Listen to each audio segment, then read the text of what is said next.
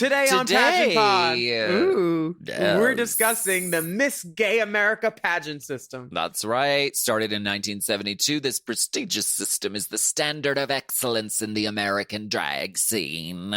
Professionalism, poise, confidence, gowns, and talent, darling. These are things I do not have, but there are many of these girls who possess them and some good old Tennessee accents. So please enjoy, at this time, for your consideration, episode 3 of our limited series Pageant Pod, Miss Gay America!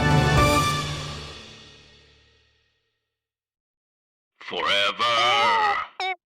Dog.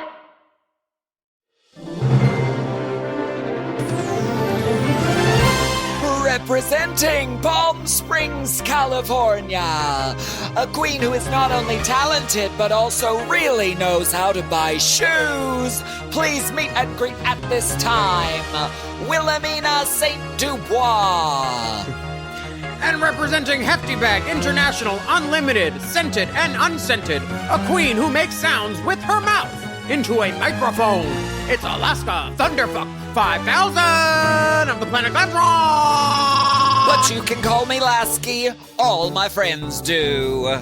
Good evening, panel of distinguished listeners, and welcome back to Pageant Pod, which we lovingly call Pageant Pod. As you know, in this 8-episode limited series podcast, we're exploring the fabulous and dramatic history of drag pageants and how these queer institutions helped shape drag culture as we know it. And today, on this good night, we are going to be diving deep down into the history of the one and only Miss Gay America. Yeah, honey, this ain't a prelim. This is the episode, okay? So let's get into it. They did mail interview last night. This is the final. I just kept my acrylics on. I mean, I got them done. I'm not taking them off for mail interview. It better be a French tip. Stench tip. So Miss Gay, okay, so let's talk about the history. Miss Gay America, okay? It's a pageant system. It's the longest running one. Ooh, the longest running for female impersonators in the U.S. and is the only national pageant that prohibits contestants from using female hormones or having undergone any feminizing plastic surgery such as breast implants or liquid silicone injections, anything below the neck. Not allowed. But you can pump your face all you want. Fill her up. Just don't touch below the Adam's apple. Jagger. This was started in 1972 in Nashville, and it started at the Watch Your Hat and Coat Saloon by Jerry Peak. I have questions about the whole body mod thing. Like, you're not allowed to add stuff, but are you allowed to take away? Because I haven't had anything added, but I've had stuff taken away. I don't know whether you would be eligible. I think you, that counts as a body modification, but it's not, it wasn't done for feminization purposes necessarily. No, just vulgarization. Just vulgarization. In general. I don't know. You'll have to ask before you pay the entry fee for sure. Well, maybe we could check with Norma Christie. She was the first winner in 1972, a.k.a. Norman Jones. And it's noted she's the first man to be crowned as Miss Gay America. And then in 75, he purchased the pageant from Jerry Peak. And he hoped to grow the pageant to be the most prestigious and most well-respected pageant for female impersonators in the world. And the dream has kind of been realized today. That's true. And that's such a boss move. Like, she's like, I won 3 years ago, and now I own this goddamn pageant. That's Pierce. So it's known as the symbol of excellence, and each winner of the Miss Gay America system represents professionalism and the utmost in quality entertainment that the art of female impersonation has to offer. Okay. There are lots of pageants and regional qualifying preliminary pageants to the Miss Gay America national competition. There's 30 to be specific. And each year, the winner and the first alternate of each direct preliminary travel to the national competitions in hopes of achieving their goal of becoming the next Miss Gay America. Exactly. So 60 sisters. Right. So for the national competition, there's 4 days of Oof. competition. This is wild. Okay.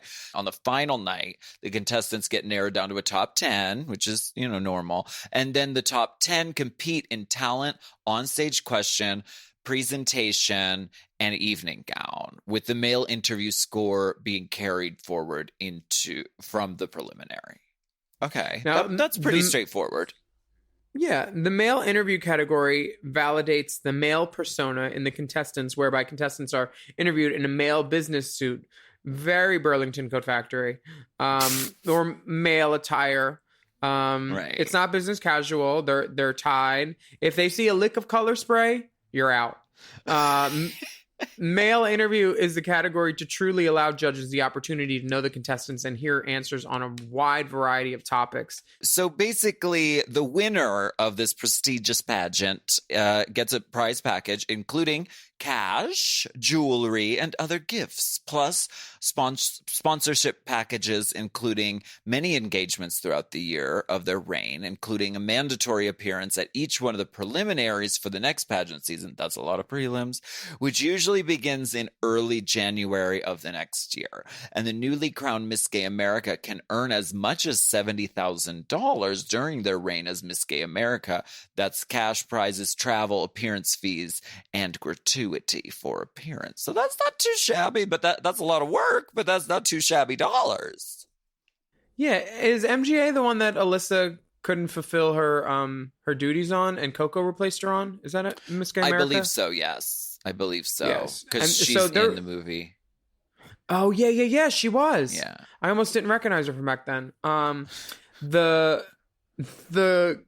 They're very serious about attending the preliminaries, and Alyssa's a busy lady. She has her own dance studio, so they said Coco won now. Reading that, I now kind of understand. It's like that's your whole ass life. Like, that's how many prelims are there? 60? 30. There's 30, and 30, then 30 okay. prelims yield 60 contestants. The first alternate, and then the main. But I mean, still, they're spread out across every weekend out of the year. Sometimes there could be 2 even, like a Saturday and a Sunday. So it's a big commitment. But a lot of girls, it's their dream. So those 60 contestants all go to compete in the Miss Gay America pageant, but sometimes there's winners and they don't even need to compete. There's an honorary Miss Gay America. She's the first ever and the only right now in the 50-year pageant history. She's a little lady that we know. Her name is Lady Gaga. Sophisticated lady. Sophisticated lady. In 2017, the pageant owners, Michael and Rob, they're a married couple. They gave her a crown, a Miss Gay America crown, before her concert in Philly. And they said that they love everything she's done for the LGBT community, especially the youth. So they thought this was a great way to honor her championing for self-acceptance, diversity, and the beauty in everyone's mirror. Well, they told her, this is funny, they told her, "You're the first Miss Gay America without a penis." And she said, "How do you know that? You want to check, toots?" Because she's hilarious Smell and amazing. my finger. And so they gave her a crown, and the Miss Gay America owners also presented Gaga with a $5,000 donation to her Born This Way Foundation. I love that. That's amazing. So Lady Gaga's a former. She is. And she was expected to be at every single prelim the next year. I don't even think she's going to attend her give up because she's not giving it up. She never will. That's fierce. I didn't know that until just that, just reading this. That's pretty fierce. I didn't know she was a title holder either. Yeah. Yeah, of course. Work, Gaga. What's your first memory of Miss Gay America? Do you have any? Well, I guess it comes down to the Alyssa Coco, fantasy, because that was their system of pageantry and all of the drama that transpired on season 5 surrounding that. So that's and it is it's the big kahuna in the pageant world for sure. My first memory of Miss Gay America is watching pageant and seeing these girls and seeing the 5 gay professions that drag queens can do during the day. Hairdresser, flight attendant, choreographer, hairdresser, landscaper. Yeah. All the very many things. Female impersonator, hairdresser, landscaper, flight attendant. Hairdresser again. Hairdresser again. Colorist. Yeah. Honestly, it's one of those things watching it where you're like, these guys really slave and put in a lot of money. And just this was one of the first times I saw lace fronts on a screen too. That Aida lace front where he has the whole other row of braids. Not bad. Pretty good. Pretty great. We're gonna talk more about the movie Pageant, and we're gonna check in with some queens who've slayed the Miss Gay America pageant system. So we'll be right back. Gown, talent, interview, slay. Slay.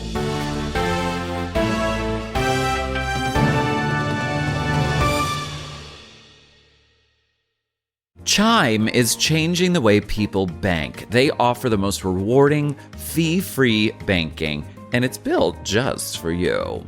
I don't want to interrupt here, but I want to chime in. They're not like traditional old banks that charge you overdraft and monthly fees. Plus, they have thousands of fee-free ATMs. There's nothing more frustrating than added fees when you're just trying to access your own money. Exactly. So with Chime, you are not just switching banks, you are upgrading to America's #1 choice for banking with a Chime checking account. And how about some of these benefits? All benefits here, honey. Get 5% cash back on a Chime card in a category of your choice, like gas or groceries. And you get savings that grow faster with 3.75 APY. That's 9 times higher than the national average. And don't forget, they also have Spot Me, which lets you overdraft up to $200 fee-free. We all need to be proactive in our own finances and understand what our money's doing, and banking can be confusing. There's so many hidden fees and policies that are different at each bank, so you have to look out for you, and with Chime you can do that. Yes, God, and don't just settle. Find what works for you and get the perks and benefits that are beneficial to your life. Check out Chime. Honey, I did. I'm a Chime user, and Chime is not just smarter banking, it's the most rewarding way to bank. Join the millions who are already banking fee-free today. Head to chime.com/drag. That is chime.com/drag. It only takes a few minutes to sign up. Chime is a fintech, not a bank. Banking services provided for MyPay and Chime Card provided by Chime Bank Partners. Optional products and services may have fees or charges. Stated annual percentage yield and cashback for Chime Prime only. No minimum balance required. Checking account ranking based on a J.D. Power survey published October 20th, 2025. For more information on APY rates, MyPay, SpotMe, and travel perks, go to chime.com/disclosures. This podcast is brought to you by Squarespace. Squarespace is the all-in-one website platform designed to help you stand out and succeed online. Whether you're just starting out or scaling your business, everybody needs a website. Otherwise, you're just out there making your business happen with what? Word of mouth? No, ma'am. If you've got a passion project that you're starting, if you want to start making drag watches that are purely ornamental, made for the sole purpose of a queen touching her wrist during lip sync when the song lyrics say, "Time." That idea is brilliant and needs a website. This is why you need Squarespace, because Squarespace gives you everything you need to claim your domain. Showcase your offerings with a professional website, then you can grow your brand and get paid all in one place. Plus, they have integrated SEO tools, which means search engine optimization, I think, so you can show up more often on search engines. And their Blueprint AI design tool, which can get a fully custom website built in just a few steps if you want to do the whole AI thing. Plus, you can connect your socials, set up easy ways for your customers to buy your products, and even schedule appointments with you. It's all right there on Squarespace. I've scaled a number of businesses in my time, and they have all needed websites because websites just legitimize you, you know? And Squarespace is a great spot for a creative person like me who needs to make a website and has great ideas but doesn't necessarily know the HTML, QRL, TMV of it all, you know? Because I'm not an IT whiz at all. But Squarespace makes it easy for me to select what I want and then put out a wonderful website. And it could be the same for you. You need to check out squarespace.com/drag for a free trial. And then when you're ready to launch, just use the offer code drag to save 10% off your first purchase of a website or a domain, which is kind of the same thing. Squarespace.com/drag.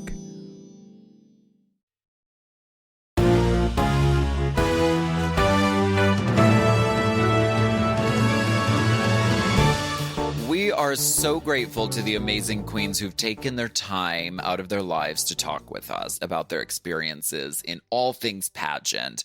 And we're so thrilled to share our page chats with these queens with you. So we had the pleasure of speaking with a true trailblazer, a legend who's been doing drag for a few years. She's the Johnny Appleseed of hip pads. She's the body without a mind. This is Tasha Kohl.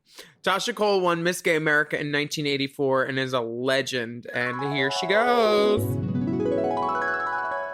I was like, how did these queens do they even know who I am or that I'm alive? I had no idea I was like, how did they find me of all people? It's the 50th anniversary of Miss America and I was the 12th. So there's lots of choices out there. So thank you for having me. Well, the first thing I won was Miss Gay Dallas. And that was really what the pivotal thing for my career because I had just lost Miss Fort Worth. But because I had a package together, I'd only been doing drag about 6 months. And I thought if I just go and do well in the pageant, maybe I can get a booking over there, you know? Mm-hmm. Well, I won the damn thing. Who would have known? And that night, the show director liked my act so much that he put me on the cast in Dallas. So that was huge because that was one of the premier show bars in Texas. And then that bar wound up closing a couple of years later. And that's when I got pulled into the Fab Four in Houston. But you were asking about pageants, so let me get back to that. I'm sorry. So there was Miss Dallas. The first regional I won to go to Miss America was Miss Southwest of America, and that was the first year they ever had it. Then I won Miss Texas. The next year I won Miss Mid-America. That was the first year they had that. And that was the pageant that I won Miss America with. And that was I won in November of 83, but they call me 83, 84, because really most of my reign was in 84. And then like 8 years later, they started EOY and I entered that. That was terrifying because after being Miss America, you don't want to go lose something, you know? But it was the first year that they did it. And I thought it was a really cool concept for the pageant. So I went and entered. And as a matter of fact, July of this year is the 30th anniversary. So I'm going back for that. And I'm really excited about it. There's some other things that you won that we'd love to list, like Norma Christie Lifetime Achievement Award at Miss Gay America, the Miss Gay Heart of Texas, the Miss Gay Texas America. Waco, the town of Waco. It was a big event. Waco, yes. Wow. I have a question. Every girl has an intro that they have before they go on. And yours, I heard, was the body without a brain. The body without a mind. The body without a mind. Damn. What they called me. What? But you're close. Well, you know, that was 100 years ago and nobody said it in a long time. You know her from the top 4 of RuPaul's Drag Race, Season 10. She is the Dallas Diva, the laser light show embodied, the designer, the host, the icon with the megawatt smile. It's Asia O'Hara. No relation to Eureka O'Hara. Asia O'Hara won Miss Gay America in 2016. Can you start by just listing off all of the titles that you have won? That is not a long list. Miss Gay US of A, I was the youngest Miss Gay US of A ever, All-American Goddess. Miss Gay America, only the second person to win on the first try in the history since 1972. Texas Entertainer of the Year, Miss Texas America. And that's all. That's all. Bitch, you got a full hand. You got 5. What, in your estimation, makes Miss Gay America different from the other pageant systems? Well, for one, the history. It's been around since 1972, I believe, 72 or 74. So, like, the fact that there was a drag pageant happening in 1972 in the midst of, you know, what the rest of the world was focusing on is magnificent to me. And so the history, for one, the longevity of it, Miss America, we refer to as a symbol of excellence, because for a very long time, whoever was Miss America or whoever was the symbol of excellence, you look to that person for encouragement and inspiration on how you should be doing your drag. And I wholeheartedly believe that the core of what subjectively we think of as good drag versus not good drag is all rooted in things that were solidified by Miss Gay America. The world met her on season 1 of Drag Race, where she went home first, but stayed in our hearts and minds forevermore. This is the icon herself, Miss Victoria Porkchop Parker. I had been first runner-up to 7 national pageants in a row. My first time at Continental Plus, which was in 1996, I was first runner-up. I almost won. My first time at Miss National at Large, another national pageant, I was first runner-up. I almost won. My first time at Miss USA at Large, I was second runner-up out of 50 people. I almost won. Of course, I had not even won a talent show when I got second runner-up at Miss USA at Large. Let's keep that in mind. And I just kept going because I realized that the people outside of my home area and my state, it's hard to break into this business when you are surrounded by people who have known you your whole life or don't see what your potential could be if you were able to get the assistance and the help that you needed. And I went out of state, I went out of my area, and I started winning contests and going to nationals because I always knew that there was a bigger picture than just trying to be Miss Oz, which was a gay club in my hometown, or Miss Lynn's Lounge, or Miss Fayetteville, or Miss North Carolina. I wanted to win all of those, but I also wanted to win the national titles because I wanted to travel and I wanted to be known nationally. Yeah. I didn't want to just be known, you know, as a local queen who happened to win Miss such and such nightclub once. And that just wasn't what I saw for myself. Miss America for me was a goal for my entire career. So you kind of like in the back of your head, it's kind of like girls that always their entire career plan on being on Drag Race. You kind of always have in the back of your head, this is what my final runway is going to be, or this is blah, blah, blah. This is what I want to look like. So it's kind of that, like you always have these ideas in the back of your head about this is what I want to do to succeed. And some of those came to fruition for me and some of those didn't, but I really wanted to go to Miss America and I wanted to be three things. I wanted to be memorable, I wanted to be likable, and I wanted to be magnetic, for lack of better words. And so I had to think like, how can I convey all three of those ideas in every category? The way Miss America is constructed, it's a numbers game. So there's categories and every category has a subcategory. So you can't just think about, I want my talent to be like this. You know, you get a certain amount of points for entertainment value, a certain amount of points for execution. It's like an ice skating competition. So I literally sat down with a notebook in every single category. I wrote what I wanted to do. And then I wrote like each particular subcategory and how could I get the maximum amount of points in every subcategory. And then I would look at my package and I would say, okay, my evening gown, suitability of gown, I'm probably going to get a high score.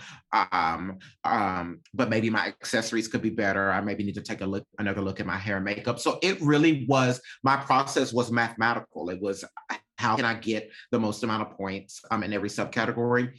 And then in stark contrast to most pageants, where you have to gain your points, in the America system, everybody essentially starts off with a perfect score, and then for every mistake, you subtract points.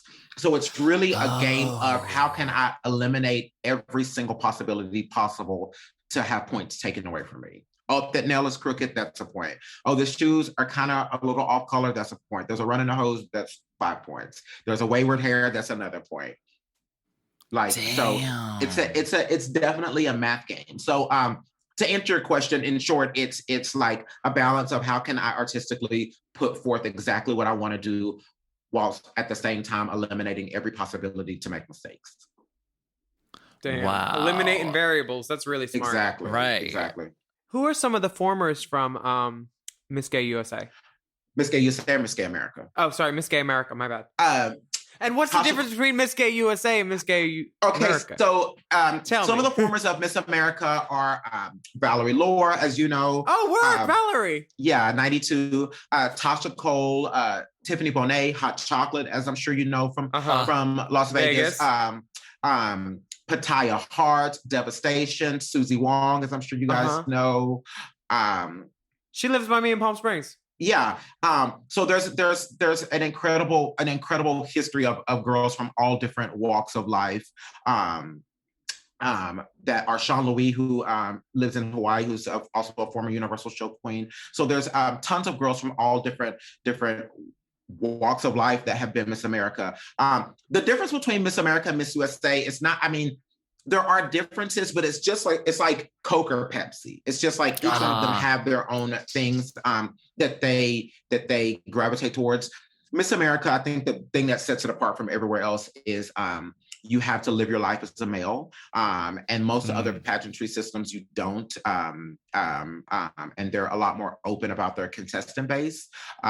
So it's just a matter of which you prefer. USA is a ranking system, so final night, there's 12 contestants. The judges are going to rank you first place to last place, which has a different set of accountability when you're telling somebody how good they are. You're not really assigning them a score. You're saying, well, this person was better than you. This person was not as good as you. So it's just a Coke and Pepsi kind of comparison. Yeah. Alaska's placed dead last before. She knows what that's like. many times. As have I. You have? Yes. No way. Yes. And just how did they end up on that stage? Let's hear what led these queens to the pageant scene. The whole drag was kind of a dare because I was a little weightlifter in college and little country boy. I didn't even know there was such a thing as gay people till I went to college, believe it or not, because I grew up in a very rural Southern Baptist home, that kind of thing. And so I didn't know anything about that. And I went to college and, I actually met some people that were like, yeah, we're gay. And I was shocked. And then this lesbian girl, I was so hurt when I found out she was a lesbian.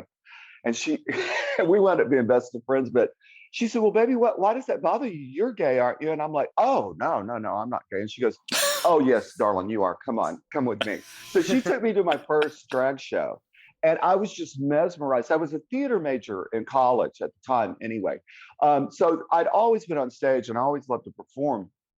But it was just so magical, the show that I saw, or several of the shows that I saw. And so my friends all started teasing me about how much I just fell in love with the drag. So they were like, you should do it. You should do it. And so one night I just, on a dare, went and did it.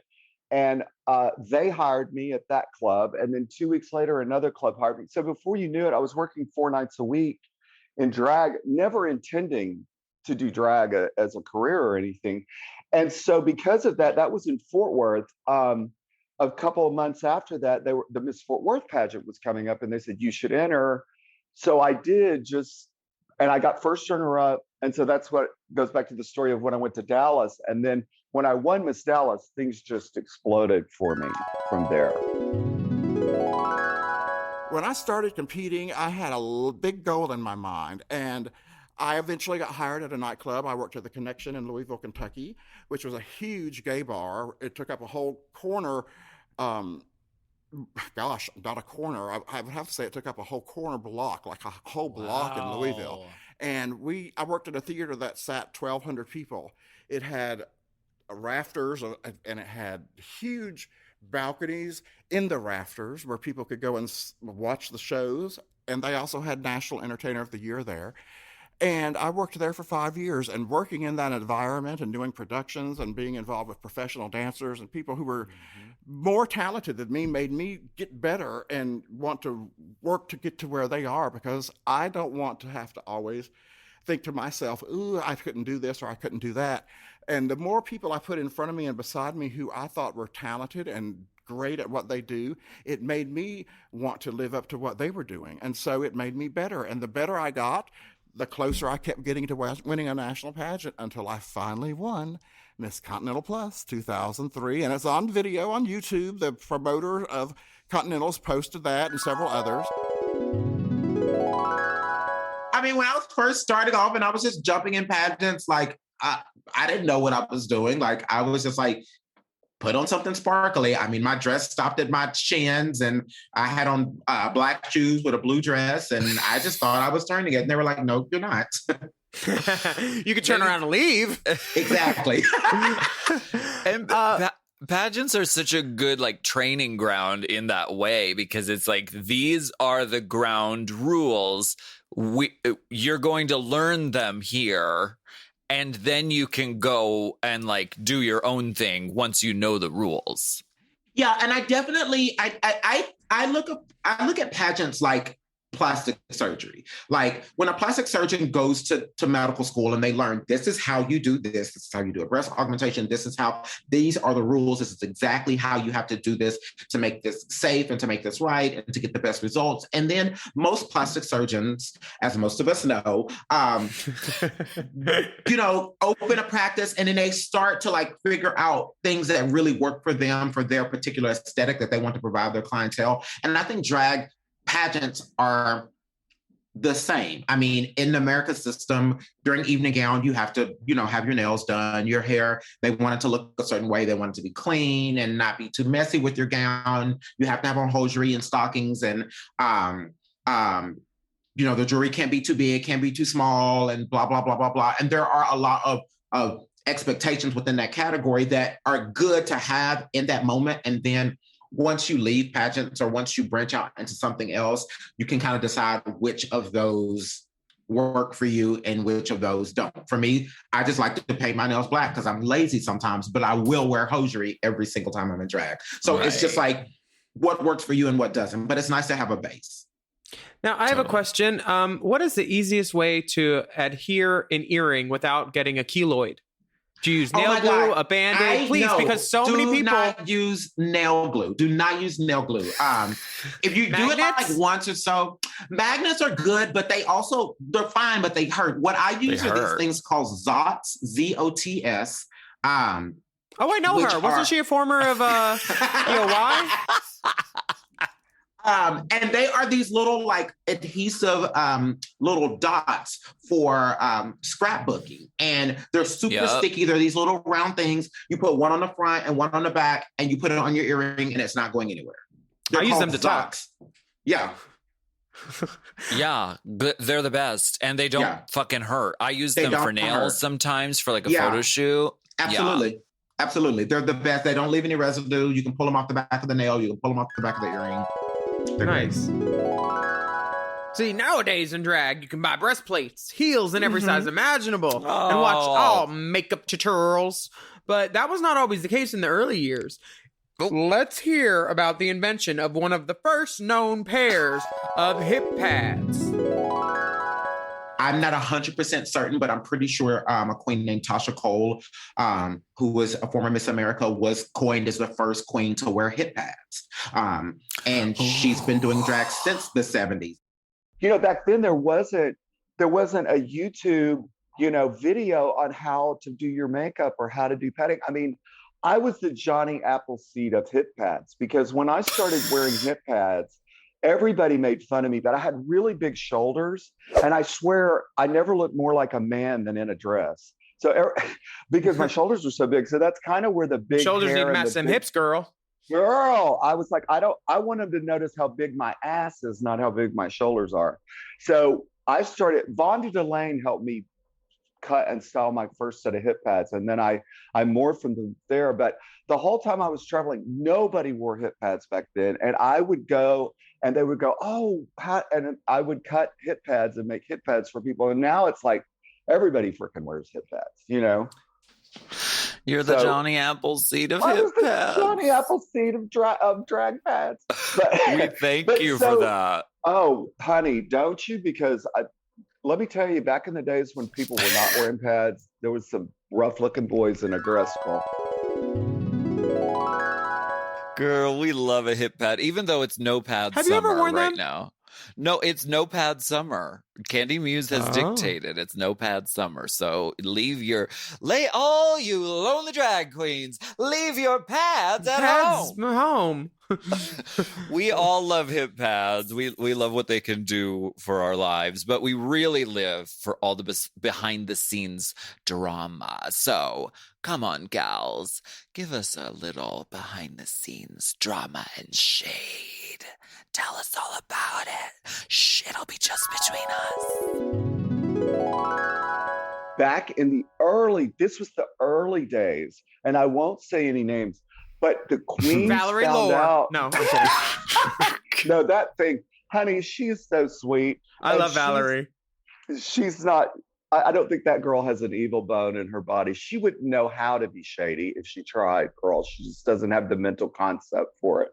But the queens found out that if you put Visine in somebody's drink, it will give you terrible diarrhea and nausea and vomiting, all that. It's bad.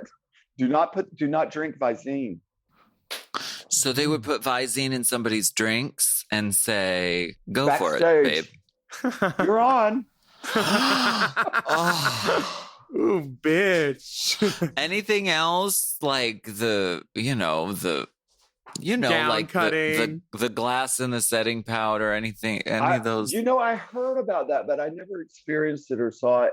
But I will tell you, in the early days, I don't know. It was it could be very vicious and cutthroat backstage. But I always just kind of stayed to myself and was quiet over in the corner. And like I said, nobody really knew me or thought of me as a threat until I kind of won everything. It just kind of happened so quickly that it wasn't like I wasn't the big name coming into pageants, at the time when I first started. By the time I won Miss America, I had built somewhat of a reputation because I had been second runner-up twice.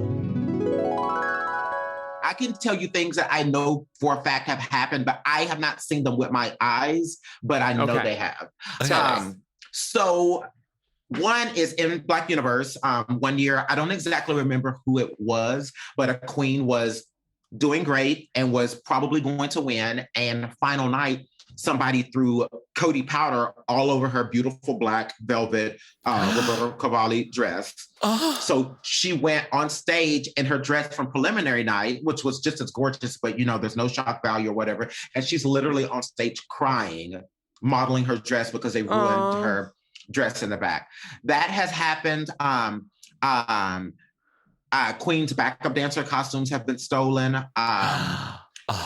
More famously in the American system, prior to probably 2005, I believe, you could not change anything in your package from prelim night to final night. And if anything was different, then you would get a zero. So, no, a zero in the category. Wow. If you had red gloves on prelim night, and you came out final night and you have black gloves on, a zero.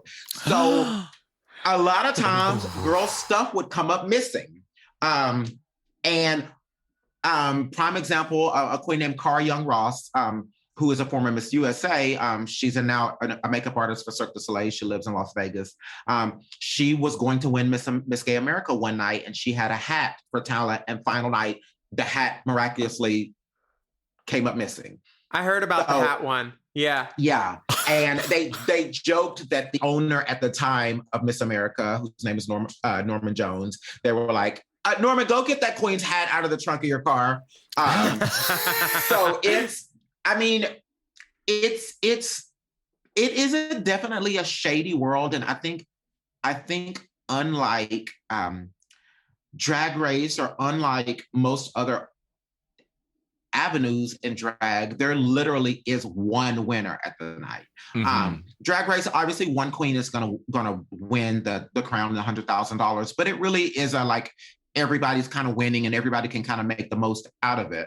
Final Four girls get the same amount of episodes as the winner, so exactly, and it's literally what you do with it. And so pageants are not like that. One person's gonna win, and everybody else, sorry, you spent all of your savings for the past year. And so people are bitter and people, want to win that. And I think one thing that pageantry does very well, I think the continental system probably does it the best, is they do the best job of creating a moment in time that people long for so much. And everybody knows that stage at Continental, everybody knows the background, the white, the lights on the wall, and everybody dreams of that moment when they're standing there in their crown Miss Continental.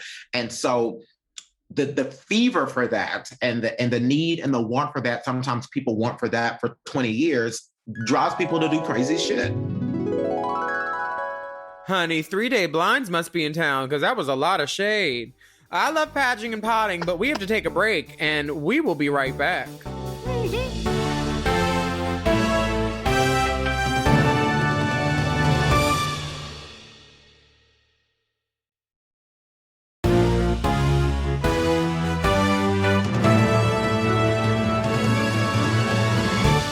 It is a well-known fact that the world of pageants is not without its scandals, without its controversies. So here are a few standout controversial moments. So here's the first one. 1976. See, the drama goes way back. Shan Covington. Shan Covington. Her title was revoked 7 months into her reign for conduct unbecoming of a Miss Gay America title holder. The title was offered to the 1976 first alternate, Michael Andrews, who declined because she wanted to win the title. So the title was then passed on to the 1976 second alternate, Danny DeLetto. This incident sparked the development of the current mandatory first alternate succession rules. So they're like, no, you're taking the title. If you get first alternate, you're taking the title. Honey, they went up on a hill and pounded it out with a chisel into the stone. They did. They did that. In 1985, Naomi Sims was also crowned winner of the 1985 National Female Impersonator of the Year contest.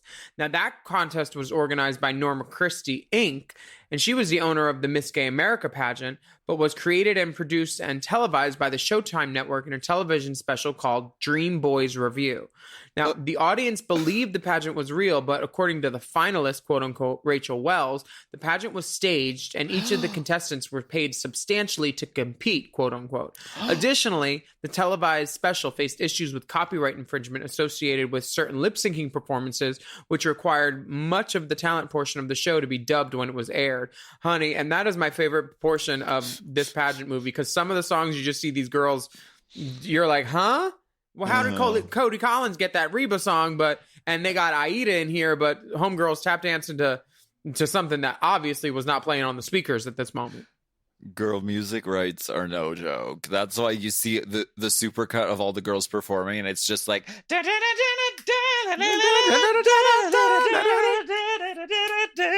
every pageant movie has that. Like, it's mandatory. Okay, let's hear about 1995. Okay. Title holder Ramona Legere died 5 months into her reign due to complications from AIDS.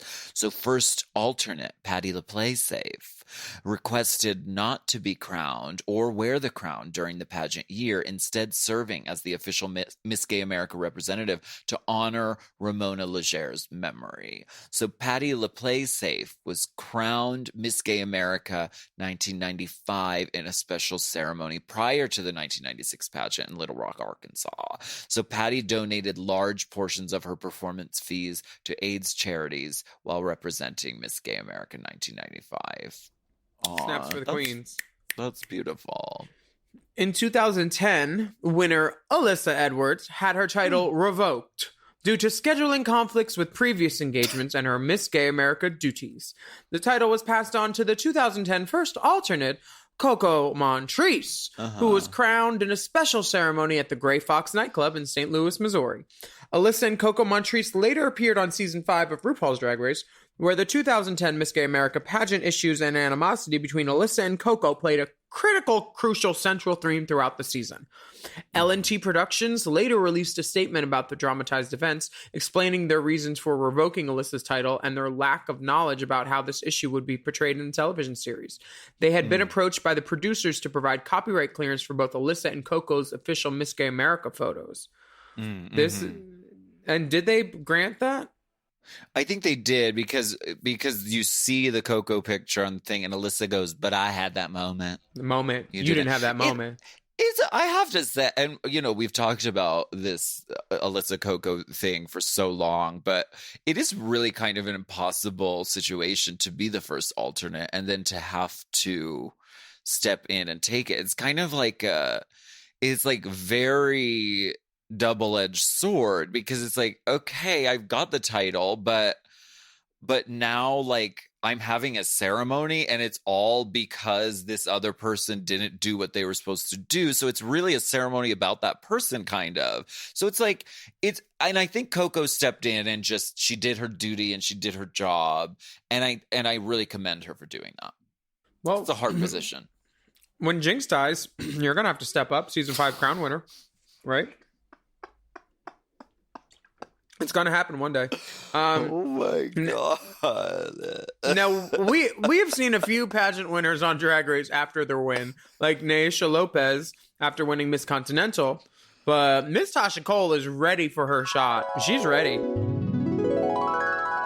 I auditioned for RuPaul this past season. I did, and I'm going to do it again. Fuck it. Because I decided, you know what? Why not?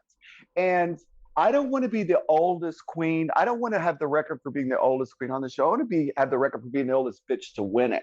Because it seems like they put these older girls on here that are just kind of, they just show up as the old girl.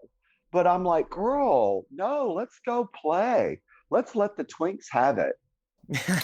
Oh my gosh, yes, that's bitch. Major. Don't you Please think that do. would be funny though? I think people would. I think it's like I told them. I said, I feel like I know a lot of queens, not necessarily my age, but all around my age, that don't really watch RuPaul because they feel like they don't have an interest in it because there's no one of their, it's all young people. Mm-hmm. And the fact is, there's a lot of older entertainers out. And there's a lot of older drag that's good, and old queens have money and buy your product. So I think I could open a whole new demographic for RuPaul if they stick me on that show. I mean, I'd watch. I would definitely watch. I hope you do. I really hope you. Please keep auditioning. That would be so sickening. And while Ms. Kohl is eyeing the Drag Race crown, did you know that Asia is buying up the system? Tell us about owning the Miss Gay Texas pageant. So Miss Gay Texas America is one of the longest running pageants in the country. It's a preliminary to Miss America. I won it in 2015. Prior to that, I was first runner up to Alyssa. You see, there's a trend there. I was first runner up to Alyssa, and I competed 1 year before that, so it was my third year competing. So I won in 2015, and that is what helped me win Miss Gay America. And I was the first Miss Gay Texas to win Miss America as Miss Texas, and it holds a very special place in my heart. And in 2019, the pageant became up for sale. And I kind of sat back and I was like, I don't know where it's going to go. And I really wanted the legacy to continue. And I really wanted it to be in the hands of someone that really cherished what the contest means. Yeah. And so I jumped in, and this, obviously we didn't have it last year because of COVID. So this July will be my first year actually hosting the pageant, and I'm nervous and excited, but Miss Texas America is one of my favorite accolades ever. And so it's nice to now be one of the people. Jenna actually helps me a great deal, and so does Lauren Taylor. But it's one of it's nice to know that it's going to be okay, and it's nice to know that it's, I would like to think, in very good hands. Well, I would love to compete. Please send me the docket. Come right on. You're going to have to be a Texas resident for 90 days prior to the contest. Get moving. Start looking at apartments. I'm sure Crystal has room for you and a Wi-Fi code. I remember you talking to me whenever about something. You were asking me about dates for something, and your give up was kind of coinciding with the start of a season of Drag Race, which I guess they Yes. wanted you for. And you are famously one of the few girls to say, not right now. Thank you for your interest, though, to the Drag Race empire or Fempire. Well, I was always trying to like figure out, I mean, obviously if you do a pageant and you win, like the goal is to obviously reign and succeed and step down. And so like that can be a struggle in itself. It's We're going to interview but, Alyssa later. Don't worry. I mean, you can go to a contest and be great for a night and win. But to like have to do everything that's required for the next year can be intense. And so obviously you want to be planning for your future and planning your next like endeavor. And a lot of times like you have to like not do things because you've got to give up a pageant. And, you know, either you're going to not give up the pageant and everybody know what you're doing and then like be, you know, blacklisted from that pageant forever, or you're going to like have to just like sit down and be like, well, I can't do anything this weekend because I have to give up this pageant. Right. I mean, I don't remember exactly. Yeah, I don't remember exactly what I was asking you for, but I just remember like Drag Race normally films like in the summer or maybe early fall, which is normally when most of the big pageants are, like basically May through September. So it's always a struggle. I remember season 5 was filming and I was giving up a pageant, and I was like, oh my God, if I, you know, want to go, I got to make sure that I'm like not doing something because like it's going to be a dead giveaway. And we will be back right after this break. I'm going to fill out Miss Gay America pageant. Girl. Not with all the body work you've had done, Dave. You'll never pass inspection.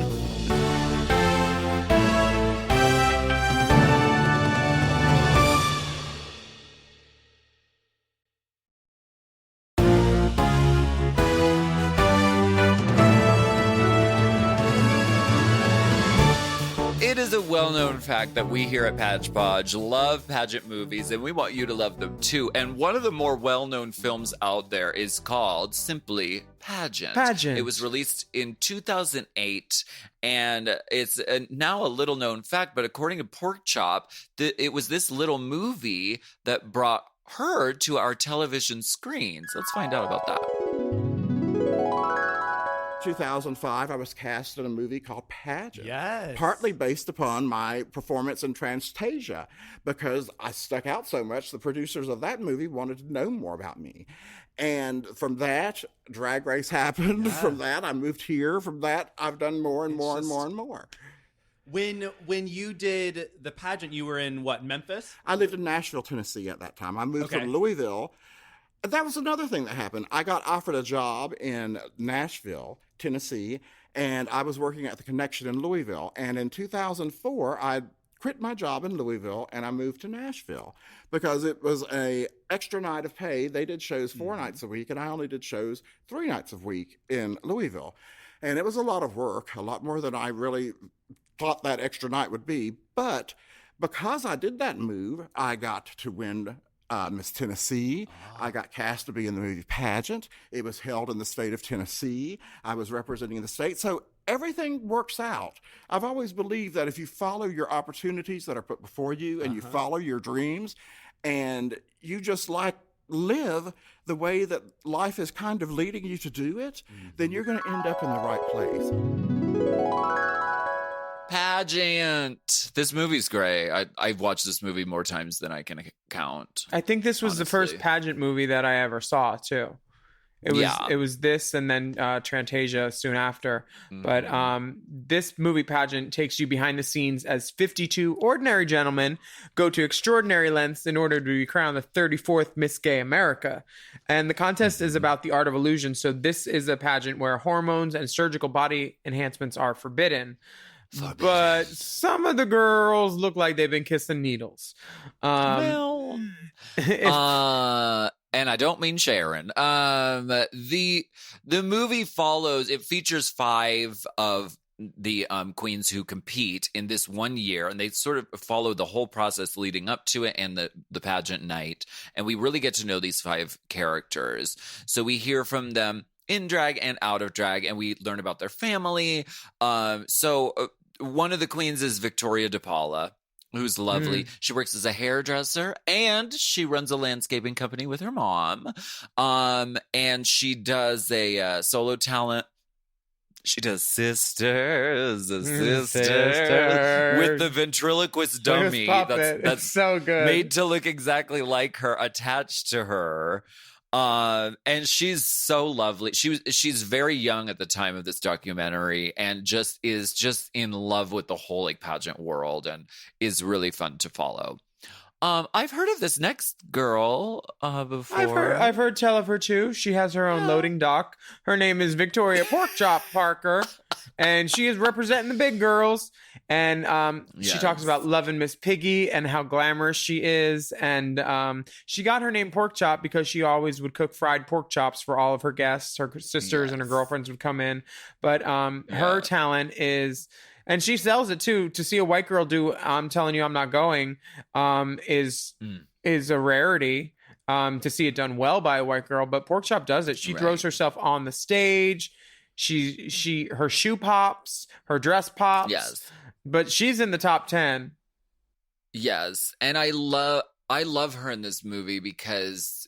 And I mean, I love Porkchop in general because she is just a very like warm personality, and that really comes out through the movie. And she's like, at one point, like her shoe, like the sort of the stoning comes off, like the band comes off, and they're fixing it with glue. And she's like, that's just what happens. Sometimes these little things happen, and you just have to roll with it.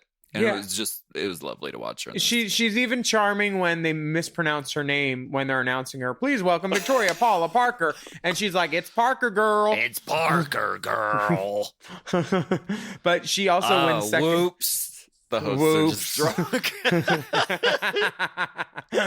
But we don't want to give away who wins, but she's second runner up in the film. And the girls that don't win, they're very surprised. I think everybody thought that they were going to win this year, honestly, including Chantel Roche. Now, she's the underdog. She works as a wellness coordinator at Disneyland, and she found her straight male backup dancer. And there's sort of a will they, won't they through the whole. I mean, the straight male backup dancer says, "I think that you're my partner if you were just a woman." Like, honey. If you think that she hasn't sucked it one dark and stormy night on the road, if you think she hasn't rolled over in the middle of the night when they're at the Motel 6 when they have to share a bed because they're on the road, if you think she hasn't sucked it or touched it or done something, honey, you are wrong. You are foolish. And it's a very sweet relationship they have because she's clearly in love with him. She's head over heels with him. And he's like, we would be dating if you were a woman, of course. It's very sweet. And Chantel Roche, when I met her in Florida, I had seen this movie so many times and I was so starstruck. I was like, you're from the movie Pageant. I think I met her at Parliament House. Probably. And I was so starstruck, and she's lovely. I like her a lot. One of my favorites, Cody Collins, Reba. She is a total pro, and she works with Reba McEntire. Reba McEntire picked her up in her private jet, and she's working to keep up with the times throughout the movie, she says. She's an older contestant. Yeah. Her package is fantastic. The beads, the gowns, she does Reba and Judy. Oh, her Judy is great. I didn't even recognize that it was her. She fucking drives on tractor trailer trucks these giant letters that spell out Judy and does this Judy Garland TV show talent. And I think that the producers of the film thought it was her year and that she was going to take it. Yeah. And it kind of leads you that direction because she really crushes it. She's the seasoned professional. So you'll just have to watch on Vimeo and see how it turns out. Yeah. And then we have Alina Moletti, who does this beautiful Aida number. And she has a husband. She has a son. The husband is really invested in the pageant too. But she thinks that this is her year because she was first runner-up last year. And she wants to win for her family. And her little son is so cute. He says, I want her to win because when she wins, I get presents.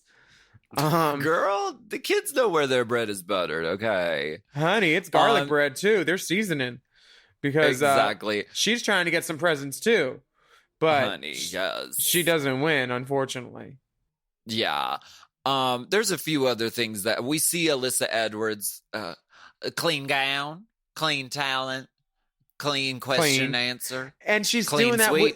She's doing that with Layla. That's Layla really? LaRue. Yeah, that's Layla. No, yes. See, there's Easter eggs in this movie. They're all over. And my favorite thing is when a guy is trying to tell Alyssa where she can and cannot go. And she said, I'm not going down there. I'm going somewhere. Because they're trying to get their lineup ready. They're trying to get their lineup. And he grabs her by the arm. And I saw Alyssa's face go, take a moment and figure out what she was going to. It was so funny seeing Alyssa as Alyssa in this movie. Early Alyssa. Yeah, you see the beginnings of Alyssa's secret going on here. She really kind of steals the movie. She's not one of the featured queens, but she gets camera time. Yeah, for sure. And the prize back then in 2008 was $7,000 and $25,000 in jewelry. I mean, maybe give back a brooch and make it $10K in cash. Come on. No. Shit. Who was welding with the rhinestones and counting the cash back then? God damn. $25,000 value. We'll just say that. And of course the hosts and the queens who are doing the announcing. This is where that voice comes from. Very yes, much. It is. It's the vocal quality that comes from doing drag. I mean, screaming on a microphone, trying to get people's attention in a smoky crowd. You know what I mean? It's where that comes from, and I do that voice with great reverence and great respect. Now, Pageant but is check out the movie. Yeah, it's free on Vimeo too, so there's no there's no reason not to learn about these girls, celebrate these girls with us. And now there's time for some parting words from these girls about their favorite parts of Miss Gay America. There are just so many moments that I think pageantry creates. And I think one of the best things about pageantry is the audience. And unfortunately, with Drag Race, we don't get that until the finale. But if you had a live audience in the seats for every single episode of Drag Race, I think some of the iconic moments would change when it changes from, 5 people's opinions to an audience full of queer people from all over the world that some of the simplest things just electrify them. That to me is what creates so many of the most iconic pageant moments ever. Miss America was really cool because it was kind of opening up drag and paving the road for it to become more mainstream, especially like our final nights were held like in the convention centers in the big cities like Dallas. And so that was really cool to fill, the first night that I was in the final night at Miss Gay America in Dallas was at the Dallas Convention Center. There were 2,000 people in the audience in 1981. Wow. Wow. It was incredible, A huge thank you to Asia O'Hara and Tasha Kohl for speaking with us for Page Podge. Page Podge. Also, we want to say a special extra thank you to one of our producers, Joseph Shepard, who provided awesome audio clips from Pork Chop for this episode. And those are some excerpts from his new podcast, Exposed, Dragged Out, which we've both been on.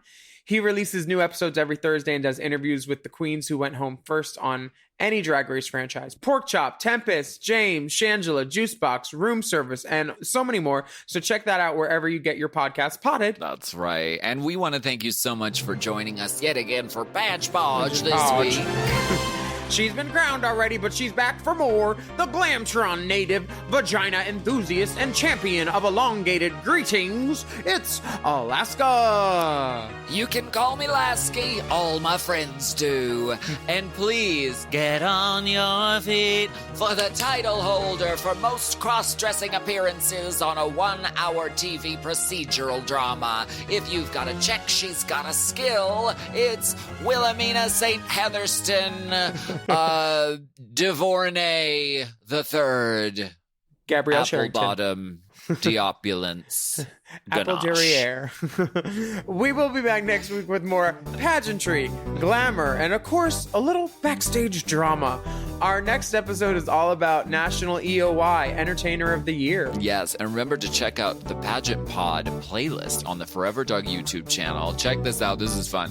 For all the pertinent video clips and references, it's a good time over there watching the divas gowns, watching the fits and fashions. It's really sickening. Also, if you have any pageant-related news, BTS stories, or amazing pageant clips, please send it to us at racechaserpodcast@gmail.com. Thank you, and good night.